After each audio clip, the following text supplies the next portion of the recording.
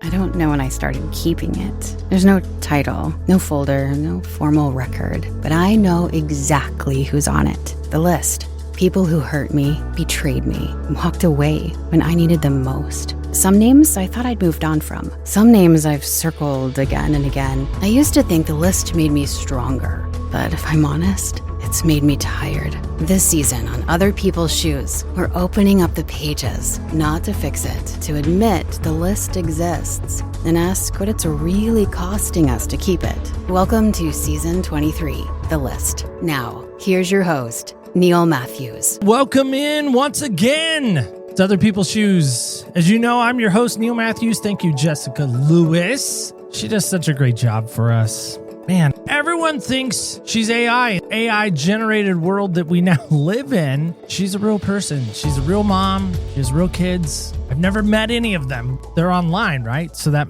makes them real. Speaking of things that are real, this season, this list, it is real for me. Last year, 2025, it feels like just a minute ago. It's been a minute now since we've had 2025. I did a 4-day fast, spiritual fast. I was struggling, didn't know where to go, what direction to head in. I told Elizabeth, I said, hey, babe, I'm going to fast for 4 days. And she said, okay. The fast gets done. And I said, I think God revealed some stuff to me. And she said, what? And I said, well, you're probably going to be a little mad because I probably didn't do what I was supposed to do. And she's like, what? And I said, well, I got 2 seasons out of the fast. And she started sort of laughing, not really laughing. And I said, one of the things I got out of the fast, if you know this or not, kind of an after school special, like, hey, did you know kind of moment? I've been keeping a list of names of people that I think have wronged me or have hurt me. And it was kind of like not an aha moment. It was like, I told you so moment. She literally said to me, I know that. Now the question is, what are you going to do about it? And I said, well, I figured I'd talk about it. She said, well, of course you are. That's what you do. You talk about it. Is there ever going to be talk with the action? Well, now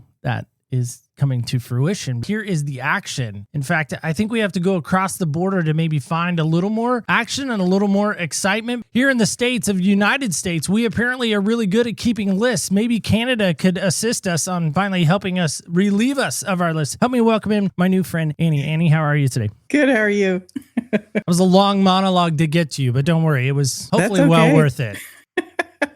You are in Canada. I know my Canada only as Toronto, Vancouver. I know Winnipeg. I know Edmonton. These are hockey teams that I'm naming. Ontario. None of these places resonate with you, or do they all? They all do. I grew up in Nova Scotia, which is right at the ocean on the East Coast, and I moved to West Coast, Alberta, which is one province away from the Western Ocean. So I've driven through every province in Canada except for the Northwest Territories. See, I like the word Nova Scotia. I think it's fun to say. It is. But is it fun to live there? That's the question maybe I have. You know what? Yeah, Nova Scotia, the people are great, but the economy sucks. High taxes. The cost of living has actually gone through the roof, so it's actually cheaper to be where I am now than it is there. No kidding. Oh, yeah. You guys pay taxes in Canada? I'm asking, curiosity asked. I don't know if that's a word. Sarcastically, none at all. None at all. Okay, there it is. I know you don't pay for healthcare, so I figured if you're not paying for healthcare, then you're probably not paying for taxes. Yeah, we actually do pay for healthcare to a certain degree. The basics are covered. Not really, because you pay for it in your taxes. People say you got free healthcare. No, we don't. Oh, Canada, my home and native land. That's all I know of your national anthem, by the way. That's all you need to know. Help us with this as we get started and going and rolling this list season. We're going to get to your list momentarily. Before we do, we got to answer the most important question I think anyone will ever be asked in their lifetime. And that's this: what style of shoe do you like to wear? Sneakers. That is the most vague answer I've ever been given. I'm going to need a little more than sneakers. Literally sneakers. They're comfortable. You can walk, you can run. It gives you the best support and balance. So most sneakers, using your word, have a brand or a style to them, or perhaps a color. Got anything maybe that resembles that, perhaps? I'm not a brand specific girl. Oh. I go with what's comfortable. No matter what the brand is, if it's comfortable and it's not priced through the roof, then guess what? It's on my feet. I sort of have an affinity for shoes. I sort of like them. I hope nobody really grabs my phone one day and looks at my eBay history, because if they do, they might discover that I search shoes a lot and I look for just odd shoes that I've never seen people wear before. I'm always on the hunt for a good pair of shoes. And that's something I don't pay a lot of attention to. I live in the country. Well, that's why. So I'm barefoot. Bare more than I'm in a shoe. We always wear shoes. And nowadays I'm wearing slippers more when I'm at home, or Crocs. I hate to even say that word. So when you think about this idea of a list, what about this season really resonated with you to the point where you're like, you know what, I have a story or I have a conversation to add to this season that really could be productive, not only for you in your maybe healing process, but maybe for others that would hear you and say, wow, she walked through that. I bet I could too. You labeled it. Our generation, we have literally grown up to not talk about that stuff. We've been taught to suppress it. None of that is healthy. The list is real. It exists. And whether it be a conscious list or not, it's there. I've lived it. I've lived it with my father. I've lived it with my family and my brothers. I've lived it with friends and coworkers. Because of life and all that suppression, I built up walls. There was always a barrier, a limitation, a boundary that was very high, very strict when I was younger in my early adult life. Being able to go through a healing process to be able to eliminate it and minimize it has been a huge part of my journey. And you talk about that, the trauma though, and maybe it wasn't trauma. And I used to think, growing up, man, my life was so rough. Oh man, my dad being a Marine, never home, my mom working all the time, a brother and two sisters, being the youngest of four. It was rough. And then I hear people's stories and I was like, you know what? It actually wasn't that bad for me. We had food in the pantry. We had food in the fridge. Maybe we didn't get the love and the hugs that we should have gotten. Maybe they didn't show up at all the track meets or the band concerts or the whatevers. It wasn't that bad. Without trying to over dramatize your life, paint me a picture of where the list came from you and how it got its start into your life or how it showed up. And I agree with what you're saying, because no matter what we deal with, trauma or not, we still have choices as adults. It can either define us and refine us or not. So for me, I thought I had a fairly normal childhood myself. When I reflect back, everyone's story is different. Normal is relative to whoever is in the eye of the beholders. For me, I grew up, same thing. I had 4 brothers, the youngest, the only girl of 4 boys.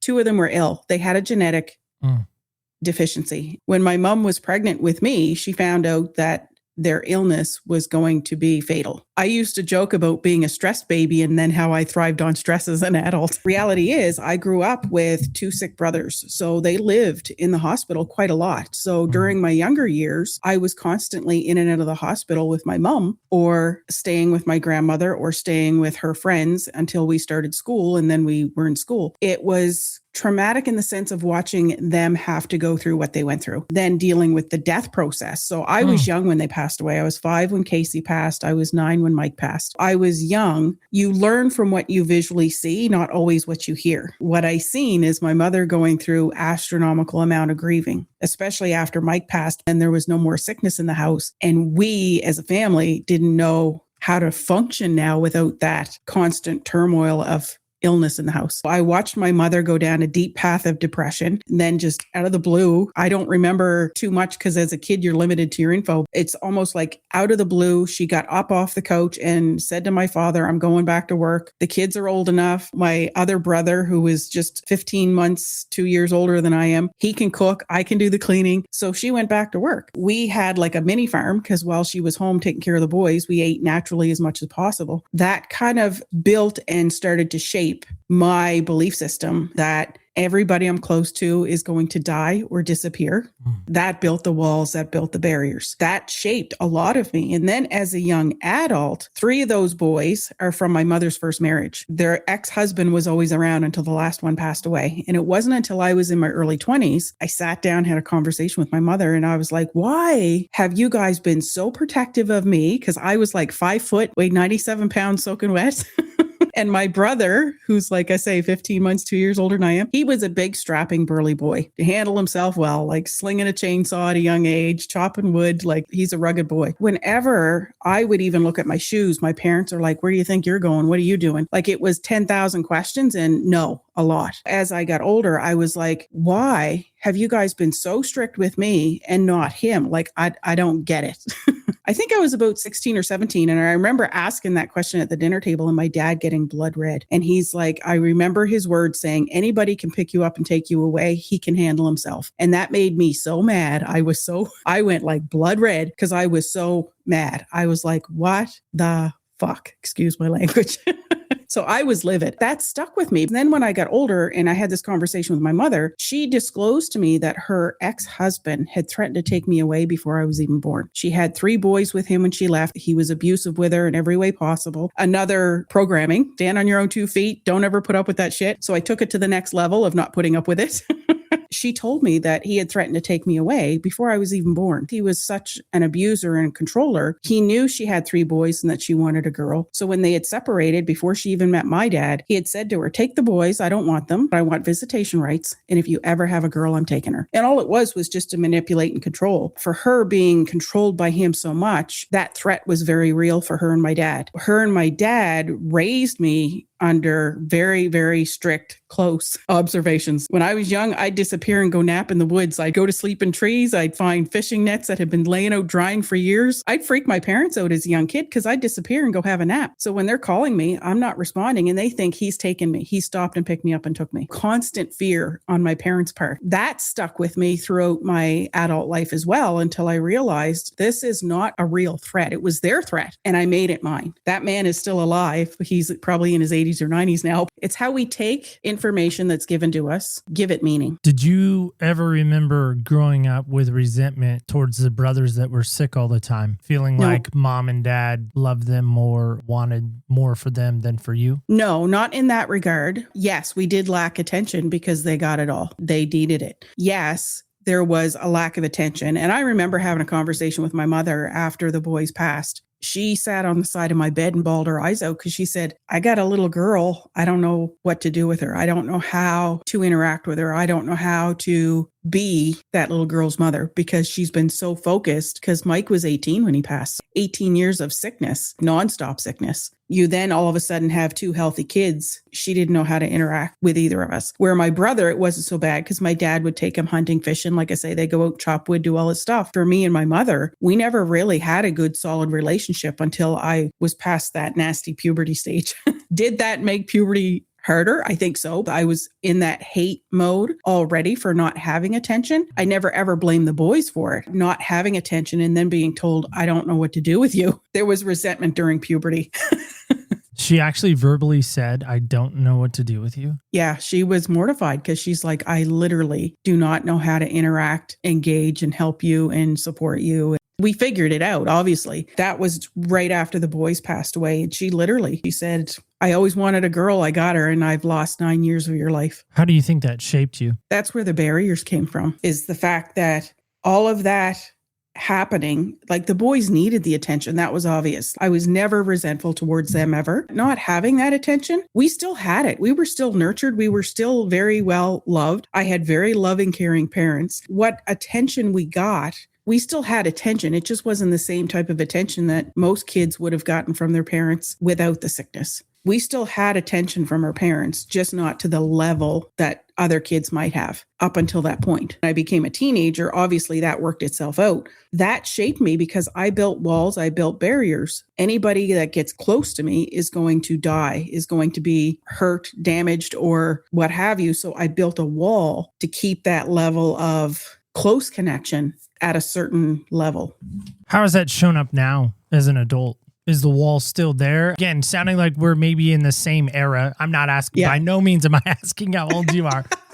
I just remember in 1989, so put yourself wherever you were in 1989. I remember on ABC News, probably Peter Jennings, saying that the Berlin Wall was coming down and it was such a big deal. And I remember as a kid thinking, it's a wall, so what? Big deal. The background, you could say, supporting actor or guest appearance if it's a TV show, some family friends, Martina actually is her name, and she worked for the German consulate. I think she's retired now in present day. It was a big deal for her. She was German. This wall, they actually went back to Berlin, and I, for the longest time, had a piece in my room at home of the Berlin Wall. Like it was this concrete piece, and people were like, what's that? And I was like, I have a little piece as well. Yeah. And I'm like, I don't know where it is now, lost through the sands of time. I mean, I could probably find any random piece of concrete and be like, that's the Berlin Wall. And people would be like, wow, that's so cool, Neil. I'm like, no, it's actually Joe's sidewalk down the street.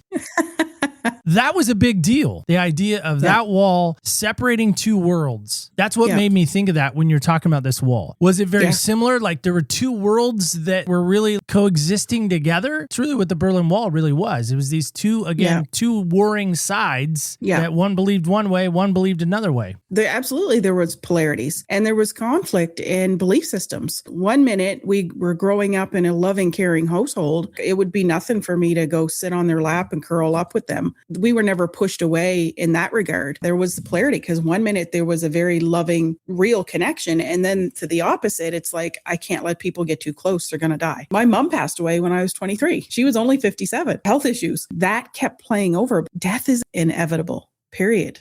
Everybody that's close to us is going to pass away at some point or another. It's just a matter of, are you going to witness it or are you going to go first? We don't know. We really don't know. I had to make a choice, and it took me a long time to realize that I was living this way. I'm in my 50s now, probably in my mid 40s before I actually did awareness deep healing. I did some healing prior to. The deep healing came in my early to mid 40s. I started to deep dive into the awareness, actually taking action and making shifts. That was very much a real part of my adult life, my adulthood. How does forgiveness show up in your story? Or is it even a part of it? Oh, it's a huge part of it. It's a massive part of it. Having those walls whenever there was hurt, if a friend hurt me in my 20s and 30s, they were gone, done, out of my life, done. When it comes to family, you can't disregard them so fast. So when my mom can. Passed, Come on, sure you can. Yes, you can. Let me attest to that. Sure you can. Yes, we can. There's a belief system in a lot of people that they can't. Do you really want to? Do you want to keep throwing people to the curb or taking them to the trash for a small mistake or a little mistake? And maybe it is big, maybe it's small. It's hard to say. And that level of big and small is our perception, and that's all it is. Forgiveness has been the key component in my healing journey. Whenever you have death, part of the grieving process is going through anger, being angry at the person for leaving so young, for leaving at all. It's part of the grieving process. It's almost like when my mom passed, we never had time or a chance to grieve, and there's no written book on how to grieve. So there was no real guidance. At that stage of our lives, therapy had a bad reputation in my household. I didn't want to go for therapy because I was scared that they'd make it worse. The mental health industry to this day, there's good and bad in it. Forgiveness had to take a huge part of that whole role. After my mom died, my dad got involved with another woman very quickly because he can't be alone. She was everything that he protected us against growing up when it come to people and personalities, who to avoid. So we were really torn. As kids watching all this unfold, we couldn't understand any of what was happening, why he was so involved with her, why he was so gobstruck with her. We couldn't understand any of it. So because of that whole process and the years it took, because she stayed in his life for 16 years, that whole process was huge. She was adamant on getting people out of his life. He didn't see it, including us. She instantly wrote off my older brother, who's from my mom's first husband, who my dad raised as his own. He called him son and he called my dad dad. He hated his father because he was abusive. She instantly wrote him off. Took her 8 years. She caused rift with myself. And of course, all of us kids are very outspoken. So people don't get to cause shit without us calling it out. We caused a lot of the rift. We didn't help it go easily. When we seen shit happen, we called it out. She never managed to get my other brother out of my dad's life. All of his friends, except for a couple, gone. Like she literally had everybody disappear from his life except for a small few. And my dad's very sociable, very loving, caring man. I had such walls built up around him and barriers. It seemed like for 8 years, all that was happening was hurt. It wasn't just me. It was my brothers. We became obsessed, annoyingly obsessed for other people to sit around us because all we would talk about is her and the damage that's been caused in our family. So it became an obsession for us, and we couldn't go anywhere or talk to anybody without bringing it up and getting quite and heightened in our tone. The walls were there and they were quite high. I got to a point where I was going to actually write off my father altogether. I was going to kick him out of my life completely. I'm glad I didn't. He begged me not to, and I'm glad I didn't. He went to therapy and his therapist told him the damage is so bad between her and your kids. You got to stop trying to fix it. It's not going to get fixed. And if you keep doing it, you will lose one or the other. They're not going to coexist anymore. That there's too much damage. We kept telling Dad that, but he had to hear it from the therapist. So fast forward to now, she had since passed away. I had a ton of forgiving to do for my dad, even for my brothers. My oldest brother, him and I were always tight, but the other brother, him and I were always like black and white. All of that has healed. I've got the best relationships with my dad and my brothers now that I've ever had in my entire life. And it's all because of forgiveness on my part. See, we think forgiveness is about other people. It's not. It's about us. It's about clear, healthy boundaries, not walls. See, I keep hearing that. Forgiveness is about us. Yeah. Forgiveness sounds very selfish. It sounds very even self-centered. And I've heard people say, if you don't forgive, it's like drinking poison, thinking somehow it affects the other person. Yeah. And I'm like, okay, all these little fun little things we say, piffy little statements, that's what I was looking for, piffy. It seems very piffy. I don't know if that translates into Canada. Yeah. I like to make fun of Canada if you couldn't tell. It's fun. When you get down to the nitty gritty of forgiveness, how do you really finally say, okay, Dad, I'm not holding this against you anymore. Okay, brother, I'm not holding this against you anymore. You don't owe me money. That's what I feel like forgiveness is. I spent 5 years, by the way, in debt collections. I called people every single day, probably anywhere between, depending on my call list, 50 to 100 people every day, 5 days a week. And how'd that go for you? 7 to 4:30 every day. I actually loved it. I really did. I loved it because I love talking to people. I know that sounds weird to some that I love talking to people. They're probably like, no, that doesn't sound weird, Neil. Can't believe you love to talk to people. I really do. I love to get into people's stories, and maybe I'm just nosy. I've always been a busybody as a kid, needed to know the why we did this or why we did that or why you're doing that. But in collecting, they owed us money. The company I worked for, they owed me money. Not me personally. They owed the company money. And it was my job to get that back, to resolve that debt. And that's what unforgiveness feels like, is you've offended me. You now owe me money. Right. Now it's your job to pay that back. I'm not paying it back. I'm not the one that borrowed the money. You did. You're the one that made the mistake. You now have to come back, pay that debt back. Right. Am I close to that with you? Or tell me more on that resonates with you. I resonate with the concept of what you're talking about. You're not wrong. And that's where, when you don't forgive, that's where you have that friction. When you're not forgiving, it's you conversation. You did this, you did that, I'm hurt, I'm this, I'm that, you. How much can you control of that other person? I can't. Right. So that's the piece of forgiveness. You can never control them. You can't control how they think, how they feel, how they act. They are who they are. They have a perspective that you may not understand. And that was a big piece of my walls because I thought everybody's seen things how I did. And when they didn't, be easier if they did, right, Ann? That's my point. There's a perspective in everything, and everybody sees things differently. Not one person on earth sees things exactly 100% the same. They may see some things similar. They're never going to see everything at 100% similar. The shade of blue is always going to be slightly different for someone else. Unless you're colorblind, it may not be blue at all. Why did you pick blue? That seems like an odd color to pick. It's all around your background, and I like blue. Well. Sort of all around me. But that goes to show you, it's that the blue is in the background all around you. And that's what I'm looking at. And that's a neuro association. I could have picked any other color, but that's the one that's screaming at me. So it naturally flowed out of my mouth.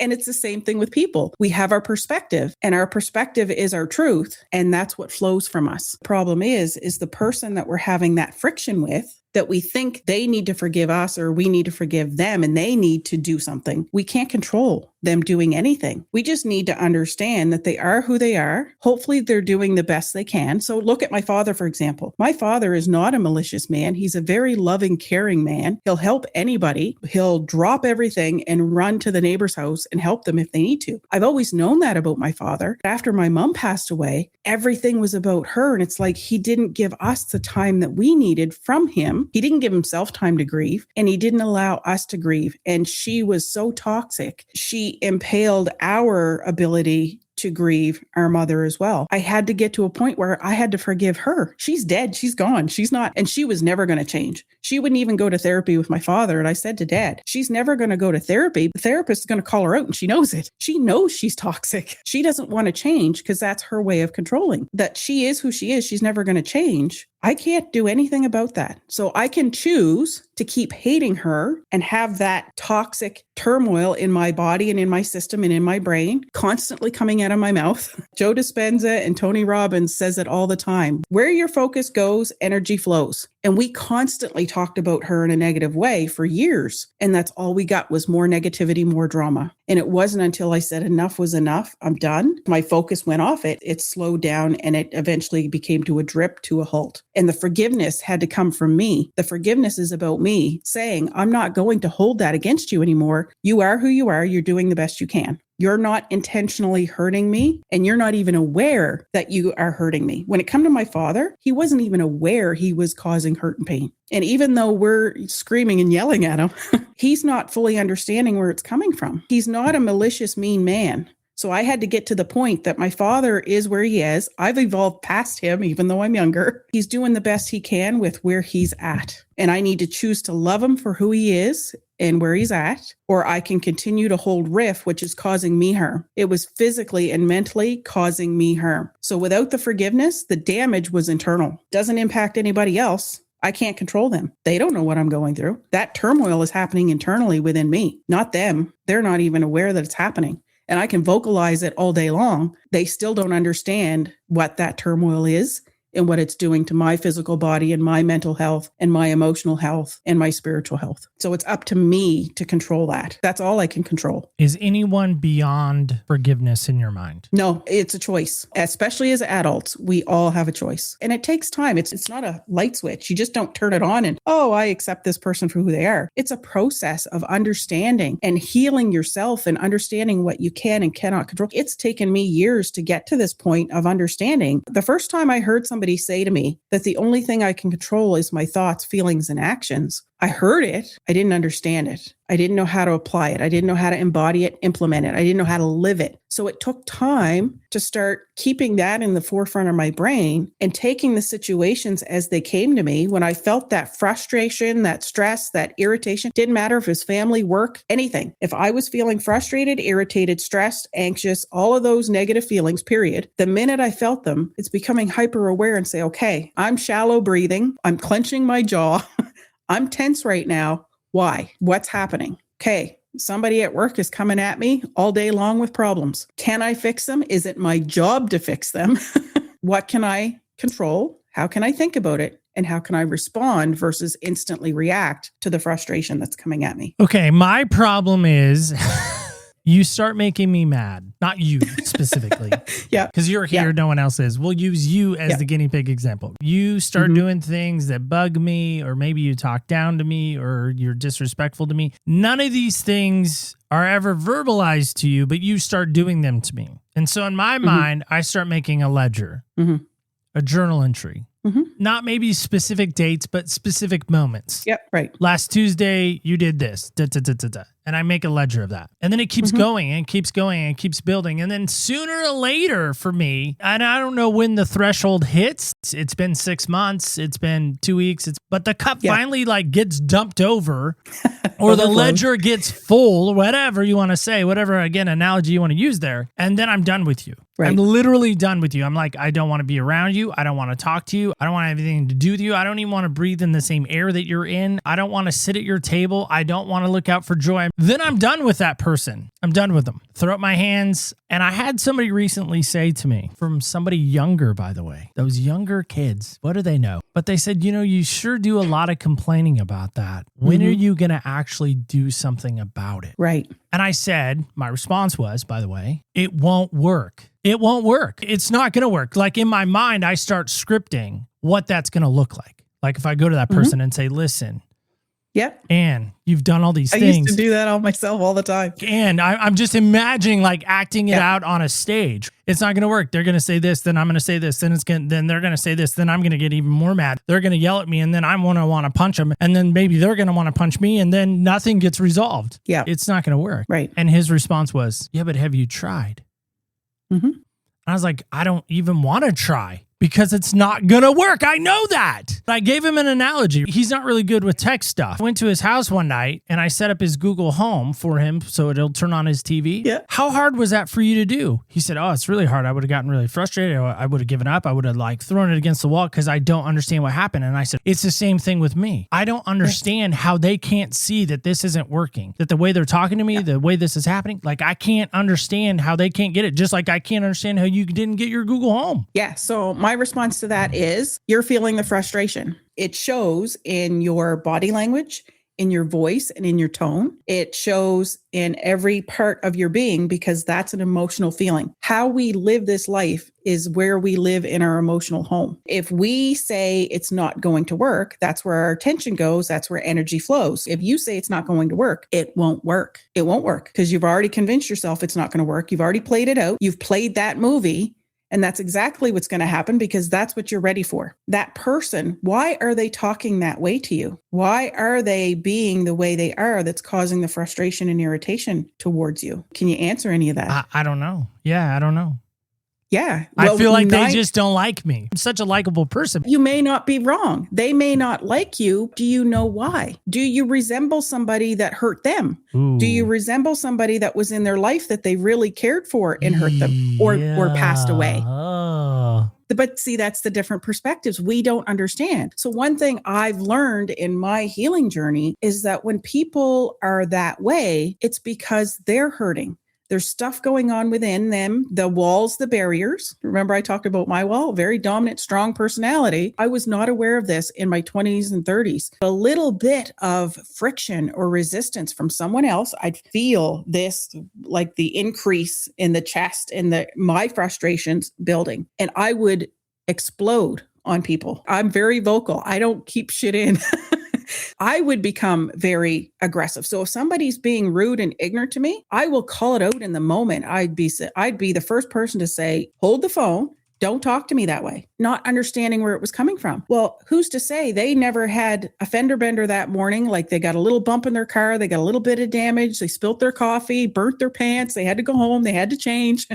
We don't know what's going on. So they're already frustrated and irritated and up here in tension. And they're coming at you. You're taking it personally because you think they don't like you, when in fact, it may or may not have had anything to do with you at all. They're in their state of mind because of their life, the meanings they give their situations. Their actions are reflecting their emotional home. And you and I, as outside people to them, because we're not them, we don't know and understand any of that. They're still going through their stuff. We just don't know what their stuff is, and we're taking it personal. So when that cup overflows, depending on who that person is, yes, you have a choice. You can either address it with them, like get yourself to a calm state where you can relax and try to keep your breath. I've been taught to breathe when I feel that tension. To take a breath, take a moment. If they're doing the rattle off, instead of cutting them off, which I would have done because I always had to be seen and heard. So instead of doing that now, I can actually sit back and take a breather, and I can literally focus on my breath while they're doing this, let them vent. Unless they're getting like inappropriate, let them vent. And when they're done, then I can step in. I understand now because I've been that person. I've been that rude person. I've been that irritated person. I've been that frustrated. I lived in frustration, stress, and irritation. And I was always quick to react versus taking a breath and responding. Hear this really well. I don't know if it'll translate from Oregon to the Canadian border and then through customs. I hate what you're saying. I chose the word hate. I don't like it at all. That sounds terrible. That is horrible advice. Can't everything you just said. Take it all away. Like, you didn't mean any of that. I'm not going to do that. It's like the border. In nature, there is no border. The deer cross it, no problem at all, and they don't recognize it as Canada or the U.S. Because that's It's the problem. all one hunk of land. Is we all are sharing the land. With what you're saying, it also sounds a little bit, quote unquote, churchy word, grace. Mm-hmm. Grace is undeserved merit. That's what it sounds like. Grace has to come from you for you. Can't give grace to someone else if you can't give grace to yourself. Sort of. Again, it's all about choices. You can give grace to someone else if you want to. If they're being rude and ignorant, I still have boundaries. I don't love everybody all the time, but I still have boundaries. If somebody's being rude and ignorant, they're coming at me in a certain way and I don't like it, I will still stop them. I will just stop them differently than what I've done in the past. Give me an example of how you'd stop somebody now opposed to the past. In the past, if somebody came at me and they were being rude, ignorant, and trying to control me, was a big, like, that energy would just send me right over the edge. I would match their energy, which would cause a fight or friction. If somebody came at me with big, bold, nasty energy, I would match them, if not exceed them, to shut them down and stop them. Well, that's just as hurtful and abusive as they are. I don't like who they're being, but I'm being them. Now I recognize that. So now if somebody's coming at me rude and ignorant, I will say, whoa, hold the phone, let's take a breath. And you either change your tone and how you're speaking to me, or we're not having this conversation. And if they still continue, I will leave the situation. I don't care if it's my father or somebody at work or somebody on the street. I don't have to stay in that presence, and I don't deserve the abuse, so I'm not going to take the abuse. I will graciously understand that they are not in a good place and they're being extremely hurtful, and they're not just hurting me, they're hurting themselves, because I've been that person. So I get all of that now. So now I can respond calmly versus at that same energy and say, okay, this is not going to happen right now. Let's take it down a notch and be respectful and civil to each other, or we're just not going to have this conversation right now or at all. If you can't come off your high horse, it just won't happen at all. Does that work? Yep. It diffuses the other person more times than not. And if it doesn't, I leave the situation. Give me an example of leaving the situation. Like, you walk out of the room. We're done talking about this at the moment. So I'll give you an example. You're at work with somebody. You can't leave your job. You have to stay What? at work. You can't? Yeah. You have to still do your job. When somebody's coming at you, I have my space, they have theirs. And that's when I literally will hold the phone. This is not happening right now. And if they don't get out of my space, I will get out of my space until they leave my space. If you have somebody that's so unreasonable, and chances are this is not going to happen, it can, unless they're so unreasonable, I take off, I go to the bathroom, for example, or I go outside for a breath of air and give them space to leave my space, because they won't leave my space. They're adamant of coming at me. I'm adamant of it not happening. Worst case scenario. They either leave, and the other option you have is management. Go have management say, look, we're having a conflict. I'm not having it right now. They will not get out of my space. I can't do my job. You need to go remove them so I can go back to work and we can deal with this later. There's nothing stopping third party. It's not telling on your parents. You have to be able to function in life and function the best way you know how. So you can either be that rude and ignorant and match their energy where it causes yourself and them harm, or you can take the high road and do it calmly and effectively as you possibly can in that moment. There is no right or wrong answer. It's life. Everything is how we perceive it. Our emotional home is what's going to control the situation. I love the idea of our emotional home. That's a place where I feel like people feel safe. And that looks differently for everybody. I really do like what you're saying. I know I said I hated it, but sort of being a little facetious. I don't love I don't mind it. the devil's advocate. Well, I don't want to ever be considered the devil. So let's be clear on that. I hate everything in regards to the devil, blue, red, or otherwise. That's a basketball reference. It's okay. You missed that one. That's all right. It'll come back around. Well, Ann, help us with this. There's a way and a willingness for someone hearing you right now to reach out and say, I love what she's saying. Maybe they're a little bit like me, cynical, because there's always the cynic in the room drinking the Kool-Aid or the apple juice on the wall. Oh, you guys are terrible and they're judgy. That's what I imagine the alter ego of me, the negative Neil, is in the room, if you will. Somebody right now is saying, that's all great in concept and reality. There's more that Neil didn't get to or ask. How can someone reach out? What's the best way And is there a social media that you love to hang out on that maybe people can go follow what you're doing and learn more about you? 100%. Yeah. So I'm on Facebook and LinkedIn mostly under Ann Oickle or my business, Dynamic Living. Or you can even go to my website, dynamicliving.ca, not .com.ca. You can see what I have for resources there. You can connect with me there. I'm launching an online program come January. That's a 5-week program. You're going to have access to an online community. So there's ongoing support. I've got group coaching and the community. You can just join the community if you want. In a community called School, it's on a school platform, SKOOL, and my community is called the Annihilation Edge. But it's all about annihilating that. It's a great that's name, not by the serving way. you. Such a great name, by the way. It is, yeah. It's a place to come and get tidbits of information and get some guidance, get some support and communicate and get engaged in the community. Ask your questions. Like you say, we're not going to hit it all here in an hour. So come into the Annihilation Edge community and ask your questions, get support, get perspectives, be open and curious